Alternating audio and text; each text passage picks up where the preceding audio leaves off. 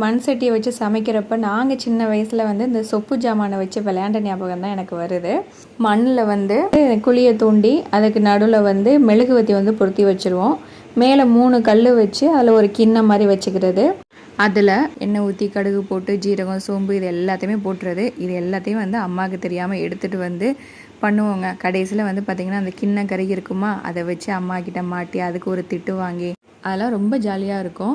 அப்போல்லாம் யோசிக்கிறது நம்ம பெரிய பிள்ளையாகி நிறையா வித்தியாசமாக சமைக்கணும், நிறையா சமைக்கணும் அப்படின்லாம் எல்லாம் இருக்குது. ஆனால் இப்போ வந்து பார்த்திங்கன்னா காலையில் எந்திரிச்சாலே வந்து என்ன சமைக்கணுன்னே தெரிய மாட்டேங்குது. நான்லாம் வந்து நைட்டே யோசித்துக்கிட்டு இருப்பேன், இந்த காய்கறி இருக்குது, காலையில் இது பண்ணிடுவோம் அது பண்ணிடுவோம்னு யோசித்து தான் படுப்பேன். ஆனால் காலையில் எழுந்திரிச்சு அப்படியே டோட்டலாக மாறிடும். இன்றைக்கி இது மாதிரி லஞ்சு உங்களுக்கு ரொம்ப பிடிச்சிருக்குன்னு நினைக்கிறேன். ரொம்ப சிம்பிளான லஞ்சு, ஆனால் ரொம்ப டேஸ்டியாக செமையாக இருந்தது. இந்த மாதிரி வீடியோஸ் பார்க்கணுன்னா என்னோடய சேனலை சப்ஸ்கிரைப் பண்ணுங்கள். என்னோடய வீடியோ வந்து லைக் அண்ட் ஷேர் பண்ணுங்கள். தேங்க்ஸ் ஃபார் வாட்சிங். பாய்.